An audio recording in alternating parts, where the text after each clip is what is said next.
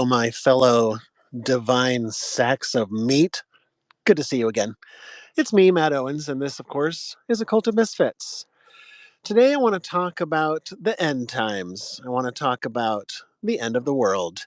So, if you're struggling from a little bit of anxiety today, if you're feeling a little bit stressed out, maybe this one's not for you. Why don't you take a little break, come back when you're feeling a little bit more grounded, because we're talking about the end of it all here, guys. I want to talk about politics and what's been going on here in the U.S. I don't talk about politics lately, but we're living in crazy town. So I want to talk about that. I want to talk about demonic forces. I want to talk about the quickening and its relation to technology and AI. I want to talk about the return of a Messiah.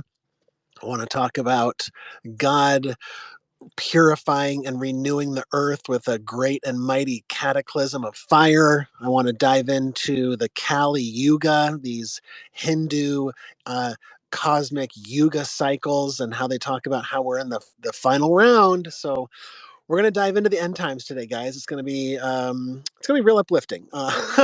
So we'll talk about that. But first, I just want to say thanks. I want to say thanks to everybody who's been listening to the podcast. I've really been enjoying talking to many of you about the last several episodes. I've been talking about my journey with sobriety. I've never been sober in my whole dang life, and so I've been dealing with sobriety and finding balance in these things that I consume, whether it's marijuana or alcohol or social media or sugar or on and on and on, and finding balance in that. So I'm getting myself to a real good place, and that's what I've been talking about in the last several episodes. If you're interested, check those out. Um, I'm also over on Instagram and Twitter. Instagram is kind of my primary social media account, so I post on there frequently. A Cult of Misfits. If you're interested, you can check that out. I post Instagram live videos on there and post memes on there regularly. If that's your sort of thing, feel free to follow me and check that out. The podcast is on YouTube and Spotify and Apple Podcasts. If you're interested, you can follow me on your platform of choice.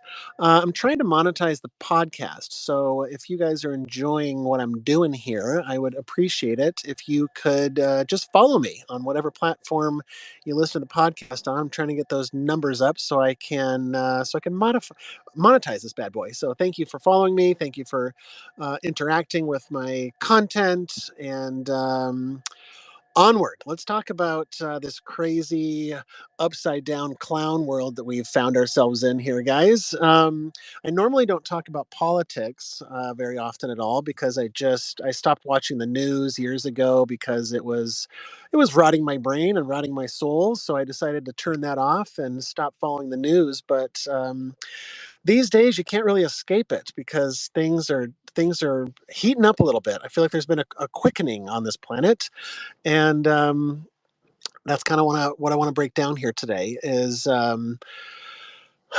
2020, I had what I call an awakening, where I just started seeing things for as they were, right? Seeing things in a different light, perhaps seeing things from a different perspective in a way that I hadn't seen it before. Whether that means my third eye was opened or not, maybe, guys, maybe it cracked open a little bit, because I started to see things in a completely new way. With the pandemic, I started questioning things in a way that I had never questioned things before. I started questioning the government's actions. I started questioning big pharma. I started questioning the media. I started going, hold on a minute here. Something seems off. And I got a lot of questions. And so I started digging a little bit deeper, as I know many of you have, because we've talked about it. Have had a similar experience. But I just feel like that there are these events that are happening on the planet nowadays that are meant to wake us up. Wake us up from this slumber, wake us up from complacency, wake us up to what's truly going on. And what does that mean? What does it mean? What's really going on, what the truth is, right? And it's sort of hard to, dive through that, because it gets muddled sometimes. And I feel like we nowadays have no idea what's the truth, who's telling the truth, what does that mean. um but lately, I think that these events are happening in order to shake us out of our slumber. And so for me, 2020, the pandemic shook me out of my slumber. And I think that for many people on the planet, specifically here in America, um, the assassination attempt on Trump is one of those events, and then and then the Biden just dropped out of the race. Just like it's really heating up around here, guys. And I think that it's meant to have people start asking questions like, hold on, this seems kind of fishy, right? I was talking to some family members who previously are not conspiratorial in the least, right? They know that I don my tinfoil hat every now and again, and maybe they're a little judgmental about it. Maybe they're not, but either way, they are not conspiratorial. And after the assassination attempt, they started saying like, "This seems a little bit off here. Something is awry." Um, and I think that it's meant to wake us up. So I think that what we're being woken up to is that we are being controlled and manipulated and imprisoned in many ways by these dark forces that are on the planet, right? And I don't know what to call them. Dark force. You can call them demonic forces. You can call them evil forces. You can call them, the cabal or our controllers or the elites or whatever. But I definitely believe that there is a group of beings that may or may not be human that are perverting and manipulating our entire civilization right now. And I don't necessarily think, I just did a recent episode on the podcast about ontological shock, about these sorts of topics, about learning and realizing that there are things going on in this world that shake the very foundation of my entire belief system. And oftentimes,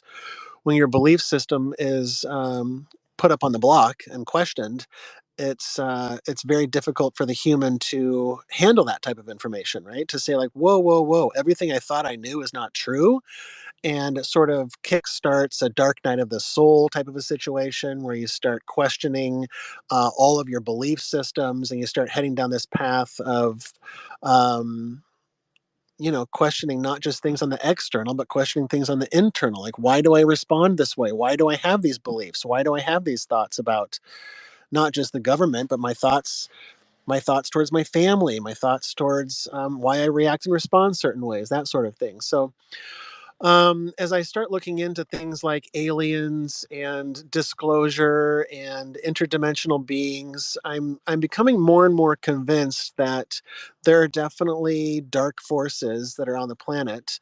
I had a friend one time tell me who's very religious, and she told me that because of in the book of Enoch, they talk about how certain interpretations of that book that was left out of the Bible. Um, Talk about how these aliens are demonic. And I kind of laughed it off back in the day. I was like, that's sort of crazy, but I guess we all have our own belief systems, right? But as I started diving a little bit deeper into it, I'm starting to get on board with that. I'm starting to realize that these gray aliens, these reptilians perhaps, are demonic in nature, and they have the ability to appear however they want to appear to us humans, whether it's through mind control or manipulation of whatever, right? That there are these demonic dark forces that are running the show behind the scenes, right? Now, I don't necessarily think that government officials are demonic and that they are reptilian shapeshifters, although it wouldn't surprise me, right? But I think that they're sort of doing it in an underhanded way. I think that they are manipulating these people that are higher up in the world governments or in the intel services, et cetera, these sort of shadow governments or whatever you want to say, the deep state or whatever. I think that a large number of humans that are running the show in the government are being manipulated by these demonic forces that are. I don't. What I'm trying to say is, I don't think the president of the United States, like, is shaking hands with a demon, saying, "Okay, man, let's make a deal here. Let's get some of that tech that you got." So I don't know if the demons have, UFO technology, that sort of thing. I have no idea, and I don't think anybody truly knows, to be honest with you. But um, there are definitely shenanigans going on. That's all I'm trying to say. And I think that things are going to continue to ratchet up and get crazier and crazier, for the sole purpose of waking more and more people up so that we can eventually, I think that the end goal here is to free ourselves from these dark forces that are intending on not just manipulating humanity, but enslaving humanity, right, for their own purposes. Whether their purposes are to invoke fear within us, and somehow they feed off of this fear of ours, right? That fear is done. I mean, obviously, you know that it's done through the media and social media and the news and the government. They're always keeping us in this state of fear. And I've also been thinking a lot about how about the population on Earth, and how we came from. If you want to dive down crazy town and talk about how our DNA was manipulated by beings millions of years ago or hundreds of thousands of years ago, and we came from apes and we've evolved, and it's very interesting that humans are the only ones on the planet that are building computers. You don't see the octopus doing that, right? They're real smart. You don't see the dolphins creating the internet, or building civilizations, or libraries, right? So the humans they stand out, and I think that it's not talked about often enough. But it's just super weird that we are different than every other thing that we know of on the entire freaking planet, right? And so I think that, according to mainstream science, Homo sapiens have been around for about 300,000 years. And our evolution, as evolution goes, takes a long time, right? For things to slowly evolve. Slowly, our brain size increases slowly over hundreds and thousands or millions of years. Um, but there's this quickening that's happening, right? So I feel like we were using stone tools, and then, iron tools, and then all of a sudden we have the internet, right? I've been really questioning technology a lot lately. It's very interesting to me that just in the last, 150 years or so, we all of a sudden have accelerated in terms of technology and advancement at a real advanced rate that sort of defies evolution as we know it, right? And it sort of insinuates that these dark forces, or higher beings, or interdimensionals, or something along those lines, have given humans technology that we weren't ready for, that we weren't necessarily meant to have at this point in time in our evolution, right? It's weird that we have electricity all of a sudden, and then we have computers, and now we have quantum computers, and now we have AI. And I definitely can see the perspective of people who are saying that we're advancing, right? That we're advancing as a civilization because of our technologies. But I think that ultimately our technologies, while helpful, I will admit that it is helpful in many ways, right? Technology, but I feel like in a larger way, it's detrimental to us, especially when we're talking about things like AI that could potentially take over the world. Just like every Hollywood movie we've seen, Terminator situation. And then we talk about social media, and I can see why people think it's a good thing. Oh, it brings communities together. We can talk to people on the other side of the world instantaneously. Like it connects everybody. Like, yeah, yeah, yeah, I get it. But at the same time, it's freaking us out, right? It's completely overloading our systems. Our dopamine is off the charts. Our nervous system is off the charts. We're constantly inundated with a nonstop stream of fear and doom and gloom. And I think that ultimately this technology is not great for us. I also think it's not ideal for humans, as former apes, if you will, to be living in these clustered cities. I don't think we're meant to be living with 3 million people like in New York City or Los Angeles or any of these large cities. I think that it's freaking us out. I think that our biological systems are not meant to be living amongst so many other humans. I think that We're meant to be a simpler species. I think that that's more natural, and I think that it's unnatural for us to be living amongst so many other humans. I think that there are, I hate to sound like Bill Gates here, but I think there's too many humans on the planet. And, in the ancient Mesopotamian texts, which is the earliest known written text from, um, about, well, now I just spaced on how long. It's like 6,000 years ago, 9,000 years. No, it's about 6,000 years ago, I think.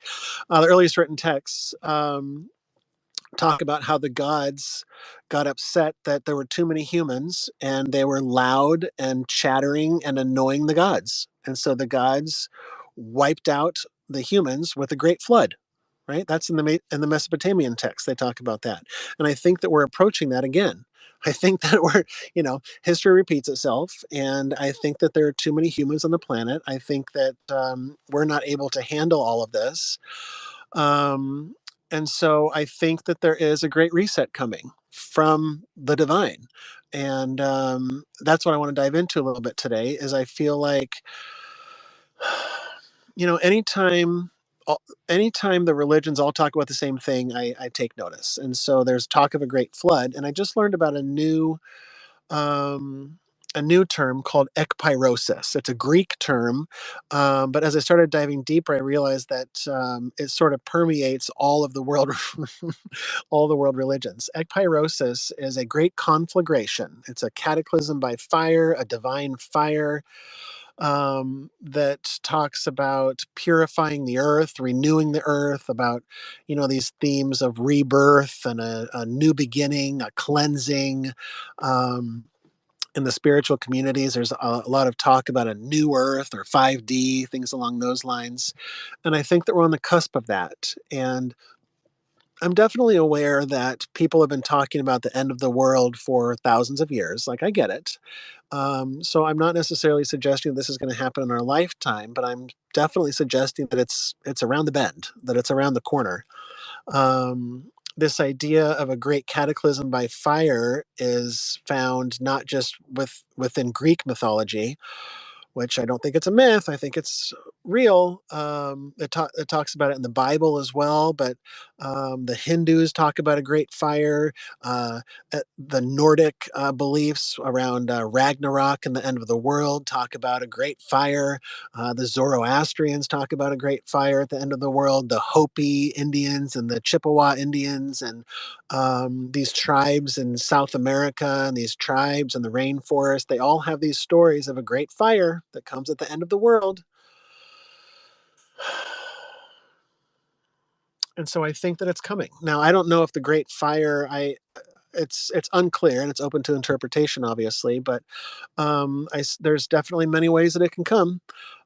There's a lot of evidence, physical evidence, and evidence within the ancient scriptures that talk about these ancient fires, these cataclysms that come. And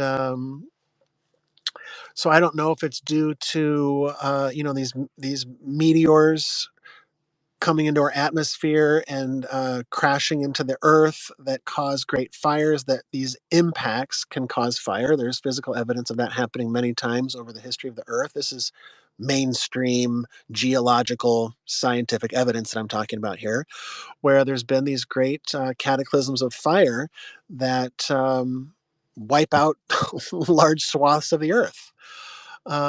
So whether or not it's something along those lines or something to do with the solar, something solar, right, with the sun.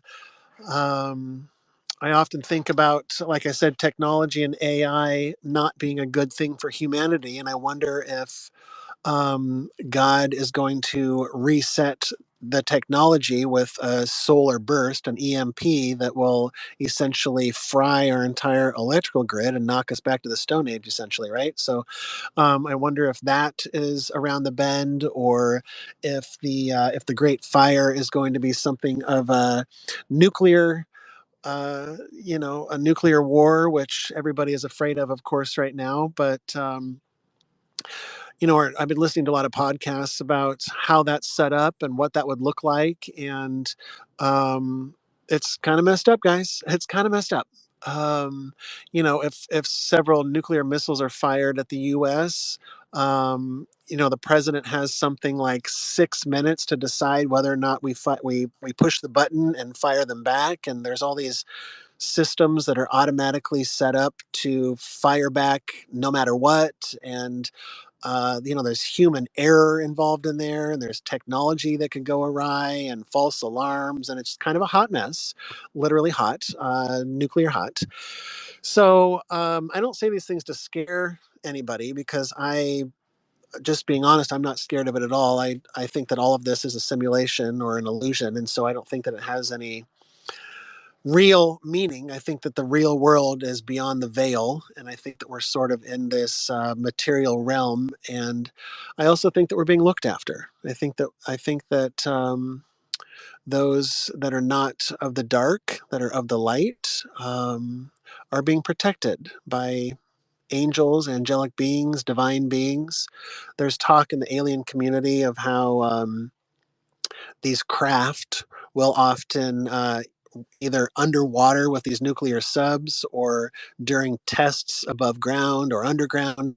There are these UFOs that come to the nuclear sites, and they will disarm these nuclear weapons. They'll zap them, bleep bleep bleep bleep bleep, and then the nuclear weapons become disarmed. So I think that there are higher beings in this realm that have the ability to come and go as they please, and we as humans don't fully understand with our human minds and our human eyeballs what we're looking at. And so I think that we collectively interpret them as either aliens or UFOs, or angels, or beings of light, or orbs, or something along those lines. But I think that there are beings that are looking out for us, and there are beings that don't have our best interest in heart.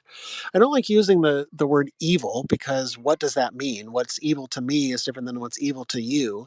But I heard a really good definition on a podcast yesterday that I like, and I think I'm going to adopt. That I think that a good definition of evil is anti-human. Right, so you look at somebody like Hitler, who is described often as evil, and he was very anti some humans, right? Right.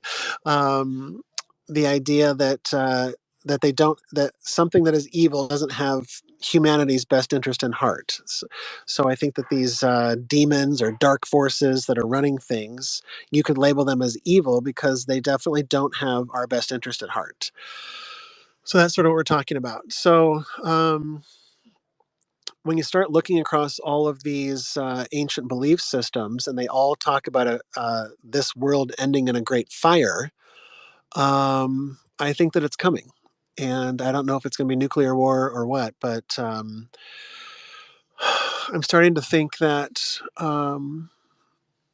there needs to be a purge, and that if you listen to these ancient scripts, that there is going to be a purge, and it's going to be a purification and a renewal situation, and it's not going to kill everybody on the planet, just like the Great Flood didn't kill everybody. We survived. If we didn't, then you and I wouldn't be here today. So hi, cheers to our survival.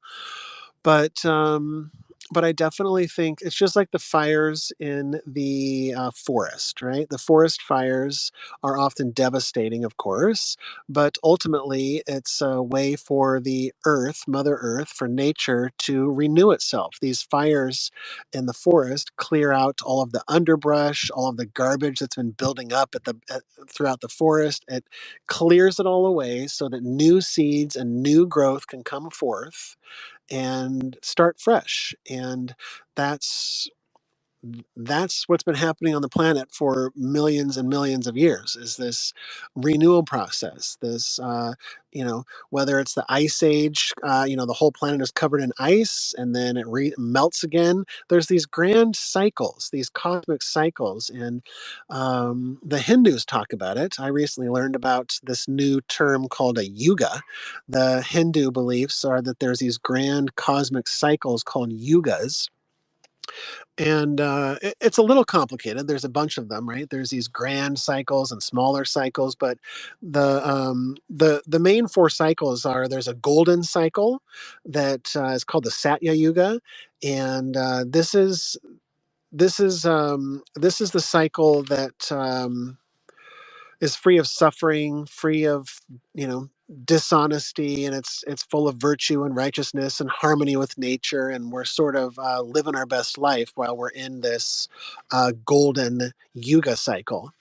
And then, according to the Hindus, we eventually start degrading and declining as a species, as a civilization. And so then it degrades down to the silver cycle, and there's a degradation of ethics and harmony with nature and peace, etc. And then the next cycle down is the bronze cycle, just further decline of humanity. And then there's the final cycle called the Kali Yuga, the Kali Yuga cycle, and that's the one that everybody basically believes that we're currently in. It's the darkest of them all. It's the opposite of the golden cycle. And what's interesting about these cycles is that they happen over millions of years. And so, according to the Hindus, the golden cycle lasts 1.7 million years, and then the silver one lasts 1.3 million, and then the bronze one lasts 864,000 years, and then the Kali Yuga lasts 432,000 years. So, and this is all, of course, open to interpretation, depending on which scholar you're listening to or which interpretation you're listening to, right? But essentially, the golden one lasts the longest, right? And then the shortest one is the one that we're currently in, the Kali Yuga, the darkest one. So, thank goodness that the one that we're currently in. Is the shortest round. And if you take just a little side note, if you listen to the mythology of the Hindus, these four cycles together are called the Maha Yuga, and they last 4.32 million years or whatever. And there are thousands of these cycles. So, um, according to them, every 300 trillion with a T years, there's this great reset, this great dissolution of the entire known universe. And so, after thousands and thousands of these cycles over and over and over and over again, um, God essentially hits the big red reset button, and everything in all of the realms, the divine realms, the heavenly realms, the higher realms that we can't comprehend, the material realm, the lower realms, everything gets reset. And perhaps after that is a big bang and we start all over again, right? According to the Hindus and according to many of these ancient belief systems, right? So I find this very interesting that we're in the darkest cycle. It's not just according to the Hindus, but according to the Bible, we're in the end times. And they always give examples of what it's going to look like when we're in the end times, when they're in the dark times. And I thought I would break it down for you a little bit. In the Kali Yuga, this is according to the Hindus. They talk about how there's going to be an increase in untruthfulness, which I find interesting because we are in this time now where we don't know what the truth is, right? We don't know if the news, is CNN telling us the truth? Is the president telling us the truth? Is the military, like, who am I supposed to believe here? And it causes great confusion, and it's so hard to navigate this world not knowing what the truth is. And we live in a world of, like, deep fake technology where we are looking at images on our phone, and it's like, is this AI that created this? Is this real footage from an iPhone? Like, I have no idea what I'm looking at here. And I think that we're meant to follow our intuitions, which, you know, up until I had my awakening in 2020, I never listened to my intuition. I didn't even really truly know what that meant. Like, I got a gut instinct here and there, but I never relied too heavily on my gut instinct, my intuition. But I feel like it's one of our most powerful tools that we have as human beings. And once I started to learn to tune into that and tap into that, it sort of helped to cut through much of the BS, right? All of being inundated with just these lies from the dark forces, right? That are intentionally trying to confuse us and turn everything upside down, and false gods, and who do we follow, and what's real, what's not. So we're living in this time of untruthfulness. These are all signs that the end is nigh, right? A decline in virtue, high moral standards, right? I think that nowadays virtue uh, is hard to find, especially when you look at our leaders and corruption in government and collusion and lies and deception. There's very little virtue in our world nowadays, and um, it reminds me of like Worf from Star Trek. Guys, I'm a big fan of Star Trek, so we're going to talk about Star Trek. Worf is the Klingon from Star Trek: The Next Generation, but the Klingons are really into honor, right? They're a very honorable race. They're warriors, and honor is very important to them, and respect. And I can't remember the last time we had a leader in this country that represented morality and had respect and was honorable. Back in the days when a handshake between two men meant something, and it was a matter of honor, right? And I think that that has essentially disappeared and is continuing to dissolve and disappear as we delve deeper into this Kali Yuga or the end times. So I don't think that it's going to get better anytime soon until the Great Reset. And so I think that we're in this time of like, buckle up, buckle up, everybody. There's been a major decline in compassion as a part of the end times, right? We're so inundated with all of this stuff that we see every day, all of these horrors of,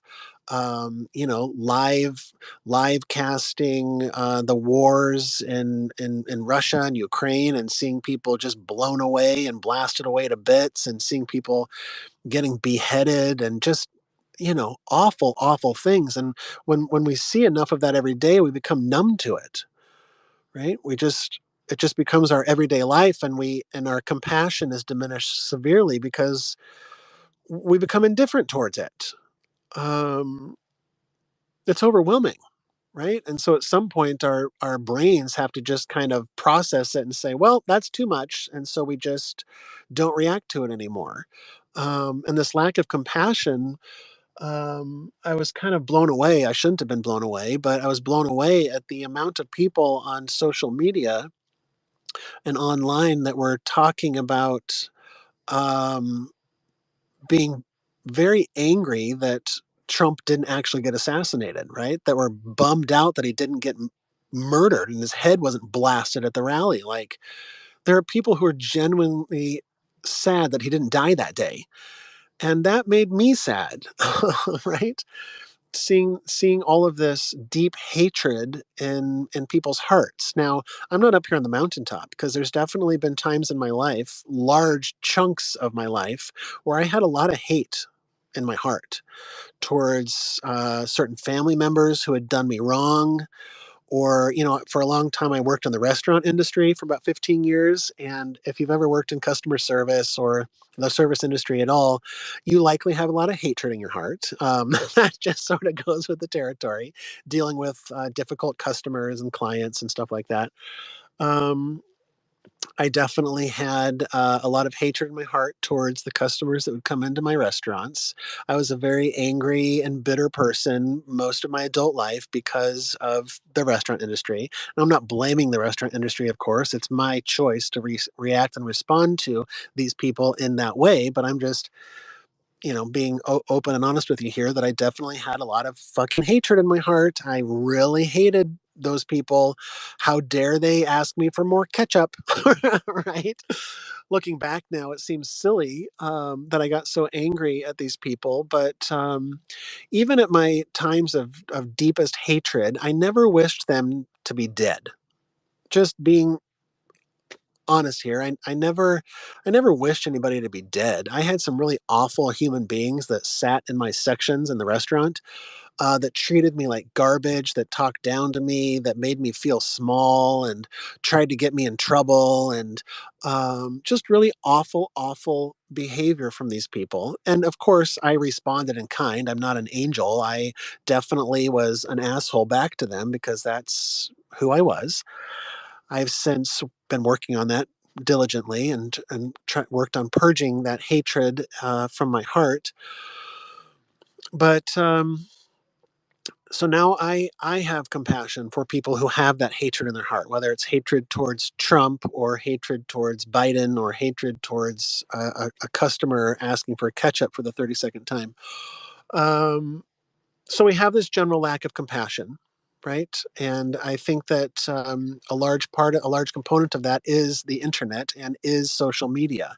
That compassion started to dissolve at the advent of this technology. The Kali Yuga also talks about how during these dark times, humanity is going to have a shortened lifespan and shortened, lessened, less strength physically and mentally. I find it very interesting. I looked into this is just mainstream science that says that our cranial capacity as Homo sapiens has been decreasing, which is interesting because you would think that if we were advancing as a species and evolving as a species, our brains would get larger and larger in order to make us smarter and smarter. But in fact, the opposite is true, that our cranium capacity is getting smaller, which is to say that we're getting dumber, right? We're getting dumber, we're getting weaker. We There's just a sort of indifference, right? Nobody really cares about anything anymore. Like, oh, we're at war again. Like, yeah, what are you gonna do? Right? Everybody in our government is corrupt. Like, oh, yeah, well, that's just the way that it is. I guess it's hopefully it'll change someday. But nobody's willing to do anything about it. Nobody's willing to fight. Nobody's willing to stand up for anything. And I shouldn't say words like nobody, because of course there are people out there who are fighting for causes and fighting and standing up for what they believe in. But I'm just talking in broad strokes here, of course, right? The Bible talks about, and these ancient texts like the King's List, and things like this, they talk about how humans used to live, 400, 500, 600, 800 years, Methuselah type of a situation. And modern day scholars will tell you that that was just hyperbole or myth, or humans didn't really live 800 years, but I think that we did.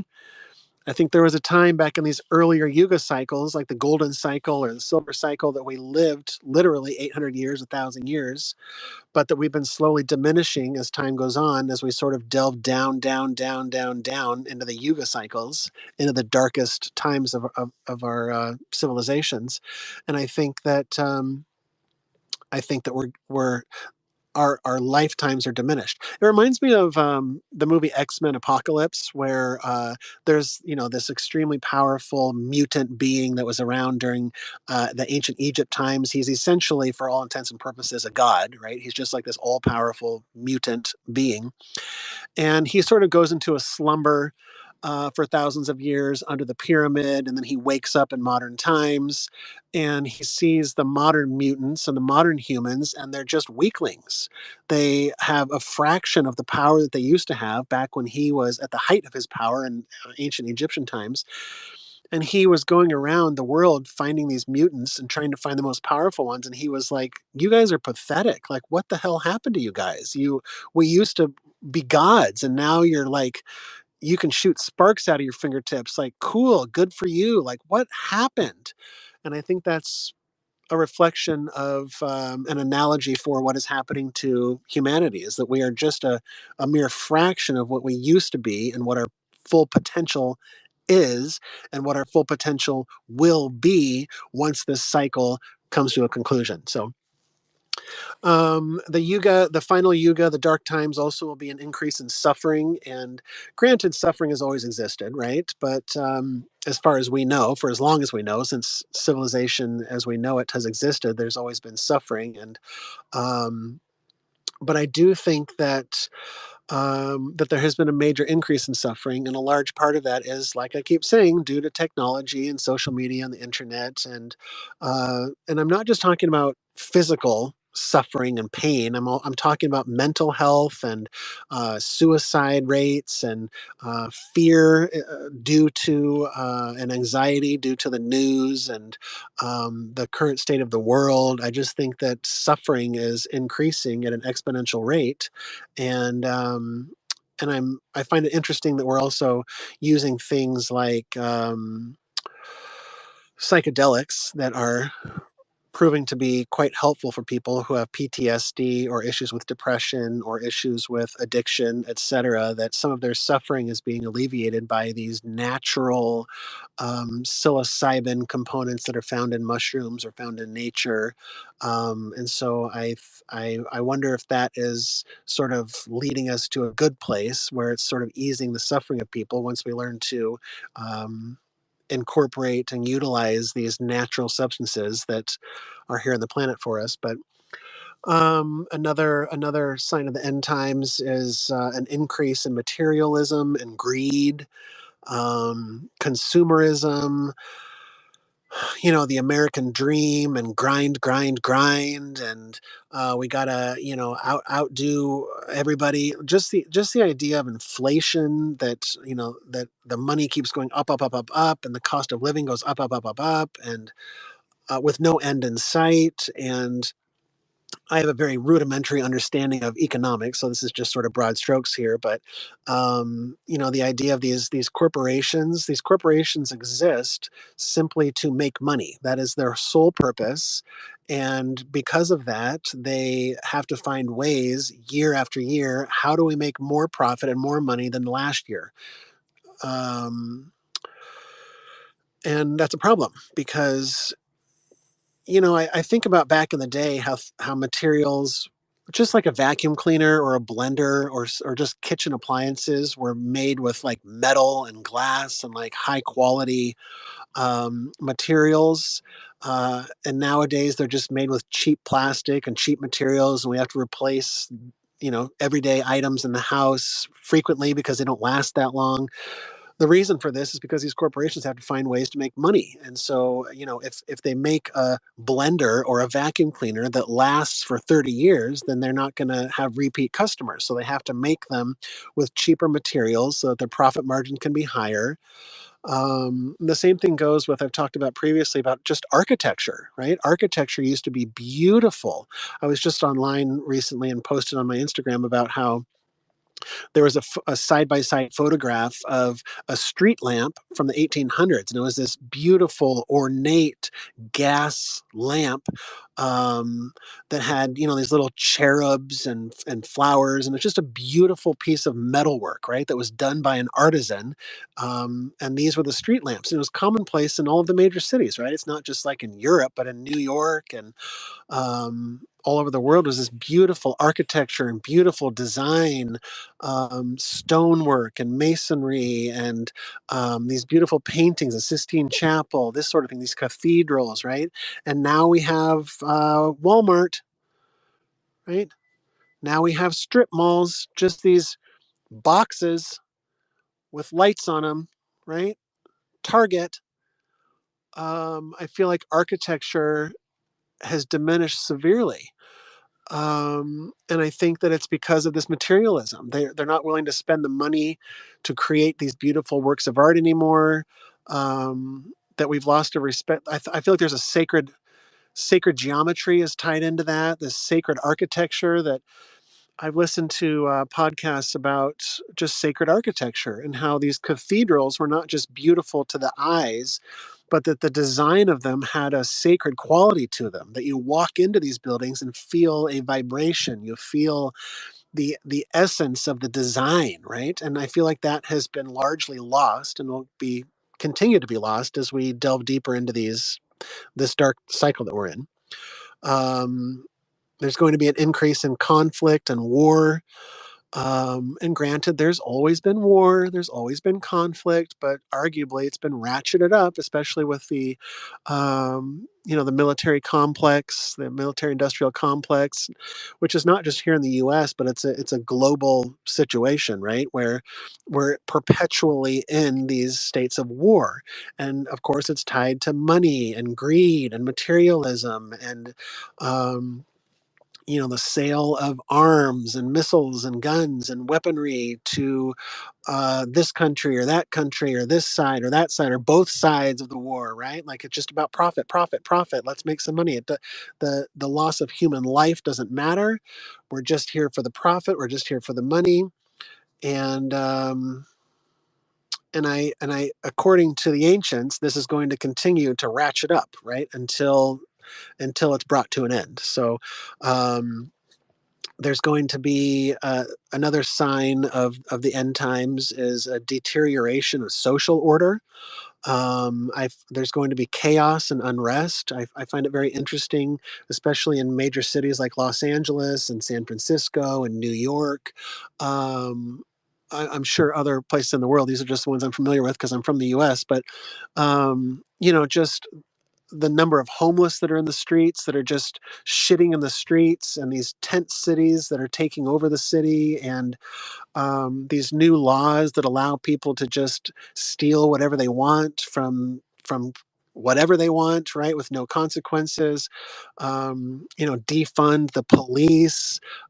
Just these actions that are inflaming chaos and unrest, right, in these major cities, and it's spreading like wildfire.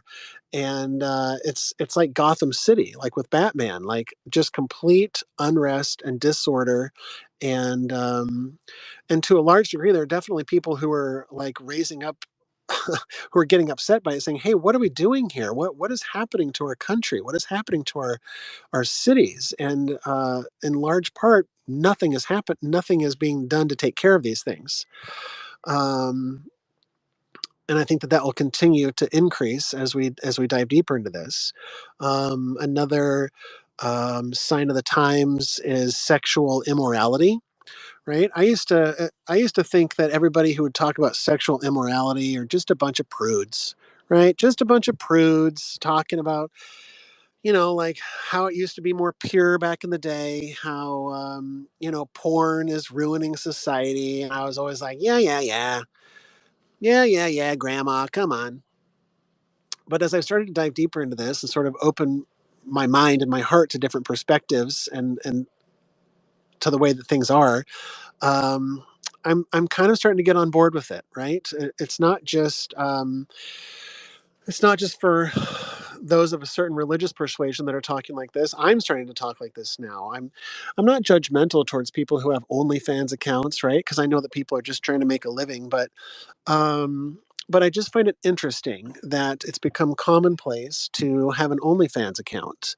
Um, and I understand it. I'm not knocking it, but I just think it's very interesting that it's become commonplace to have this sort of uh, to flaunt this sort of sexual energy, right? Like the Haktois girl, that's on the internet. If you don't know what that is, don't worry about it. Don't worry about it. It's filthy.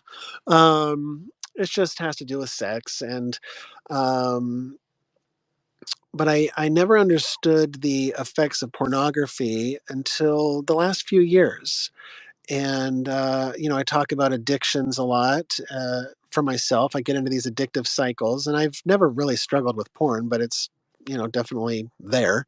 Um, but I remember back in the day, when I was a teenager, if you just look like before the internet is what I'm getting at. Like all we had was, a Victoria's Secret catalog that would come in the mail every once in a while, and I was like, "Holy cow, here we go!" And that was exciting, and got the juices flowing. But now, like I talked about with technology, we're just inundated with it, and we can just go online on our phones and just find the most raunchy thing we can possibly watch, and we become numb to it. And I think there's a sort of sacredness to sexuality, right? There's a specialness to it. And I think that that's stripped away and dissolved when we're inundated and have access to endless amounts of pornography. Um, we're desensitized, and it sort of takes away the specialness and the sacredness to it. And I think that that's not a good thing for society, especially for men, right? For young men especially, where they have this sort of perverted upside down version of of what sexuality should look like based on what's on the porn sites. So um my views on that have changed, and I think it's very interesting how we, as a society, are just openly promoting that sort of behavior and websites and openness to just be who you want to be. Um, but I don't think it's necessarily a good thing. So, um, another sign of the times, the end times, is just an increase in general ignorance and foolishness. Um, Most people don't question things. They don't want to look into things. I think that they just want to be told what to believe, whether it's from religious institutions or from their government or from medical institutions um, or educational institutions. Just tell me what it is. I don't want to think about it. I got Netflix to watch. I got things to do. Just tell me what to believe, and I'll believe it. And I don't think people. I think people have lost the ability to think for themselves, to critically think. I was talking to somebody recently just about politics and the state of the world, and it became evident that they don't really question things, that they don't really question the government. They don't question what they're told on the news, and just a general ignorance and foolishness, right? Um, People just kind of accept things like, yeah, well, it is what it is, you know. Another sign of the times is going to be an increase in natural disasters. The Bible talks about this, an increase in, earthquakes and wildfires and tsunamis and natural disasters and stuff like that. And when I was growing up, I knew that this was a part of the Bible in Revelation, talking about the end times and the signs of the times. And I thought, like, well, there's always been earthquakes, like there's always been natural disasters. Like I wouldn't say there's been an increase in that sort of thing. But now, with global warming, with these climate changes that are happening on the planet, you know, I don't want to get into the debate about what's causing the climate change, whether it's humans or it's just part of the natural process on the planet. But I think that as a part of the end times, that these natural disasters are definitely increasing. I um, just a brief. I asked Chat GPT actually. If natural disasters have been increasing, and ChatGPT said there's been like an 83% increase in all of the things, right? Like just the wildfires across everywhere, across Australia, across California every year. The smoke that comes the smoke that comes from the fires in New York last year, and across Washington State where I'm at, these fires in Canada, and just wreaking havoc everywhere, right? These wildfires that are almost unstoppable. The firefighters are often unable to fully contain them because they're just too big and too crazy. Um, Increase in earthquakes, increase in temperatures that are affecting the oceans, that are killing off wildlife, that are changing entire ecosystems, that are throwing the entire Earth off kilter. It's not to mention all of the things that we as humans are doing to the Earth in terms of pollution and plastics and the cutting down of the rainforest at an insane rate. I was just explaining to my niece about the rainforest and how it's a big problem, and has been ever since I was a kid. Cutting down the rainforest that provides not just ecosystems for all the animals and stuff, but also it's a large source of oxygen for the freaking planet. So we're stripping the oceans away of all of the fish and all of the wildlife that lives in the oceans. We have these big nets, and we just are clearing the oceans of the wildlife, which at the rate that we're currently going, there's not going to be any fish left in the oceans. It's actually a major, major, major problem. Um, and with these crazy weather patterns and increasing in strength of these hurricanes and tornadoes, and it's getting wilder and wilder and more intense. And again, I think it's going to continue to carry that pace until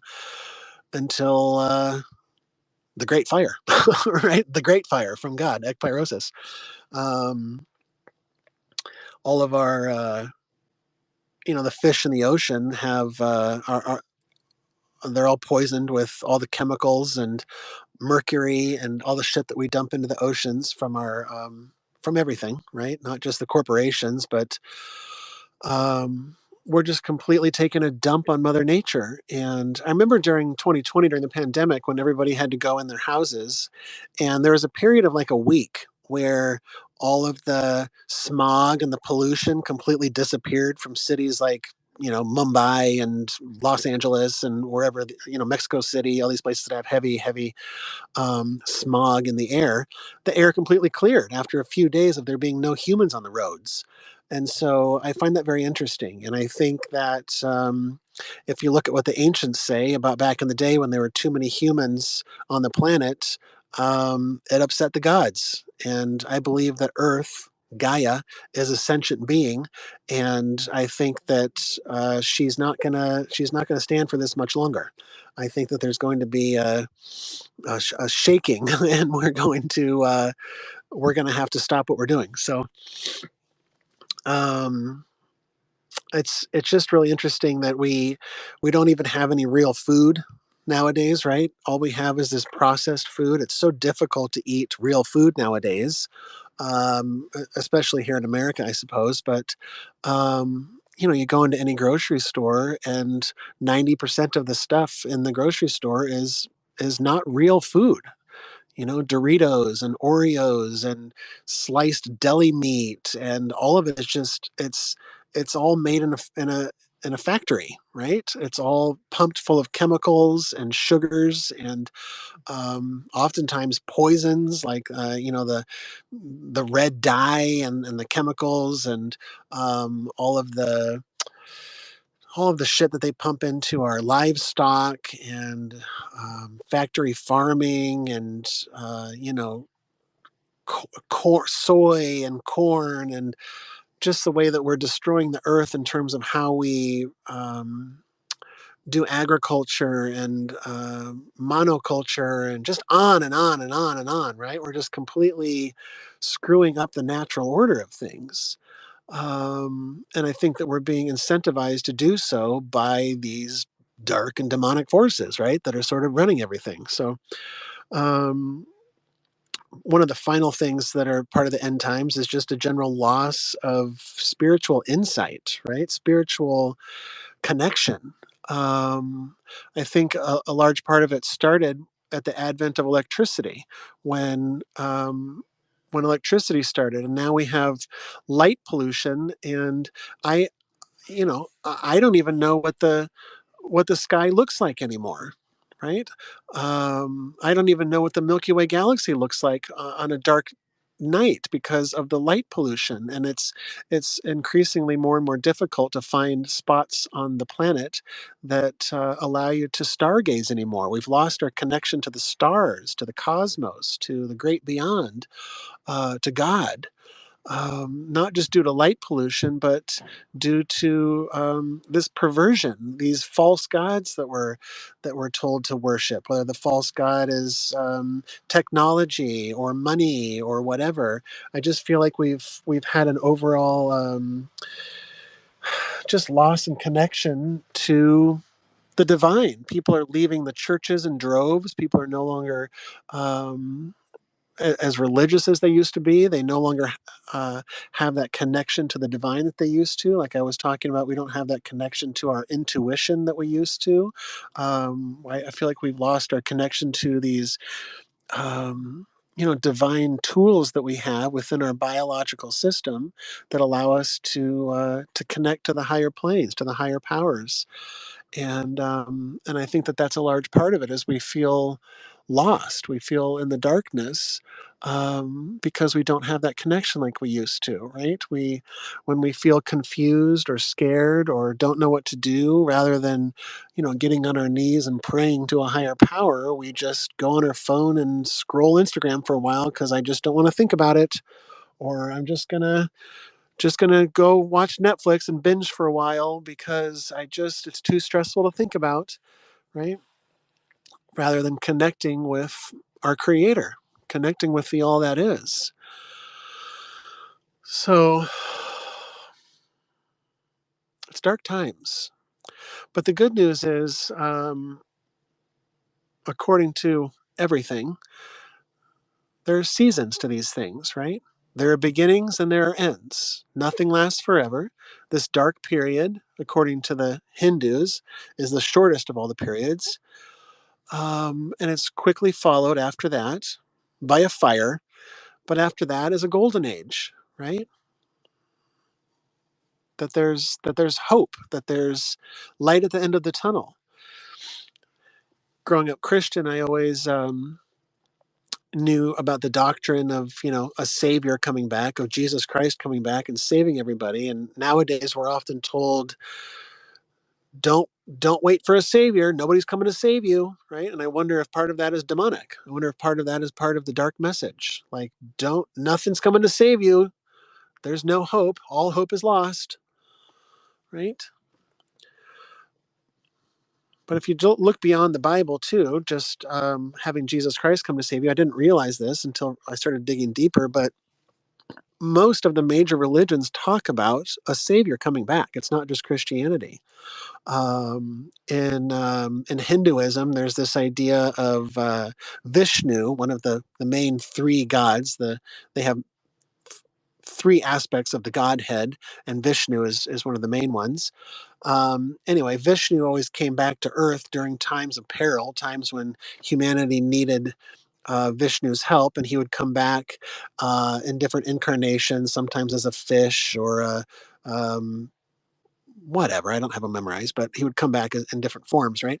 Um, and so he's had 9 incarnations, and according to Hinduism, um, he is going to be the savior and come back as the final 10th incarnation, known as the Kalki avatar.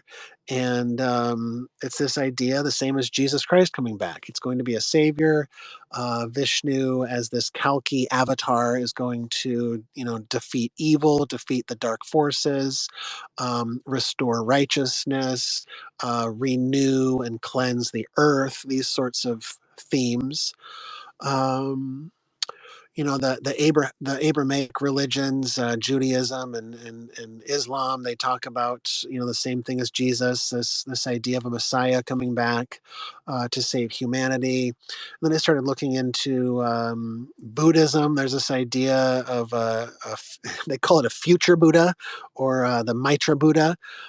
This idea of Buddha coming back and doing the same thing, defeating evil, renewing the earth, cleansing everything, restoring righteousness.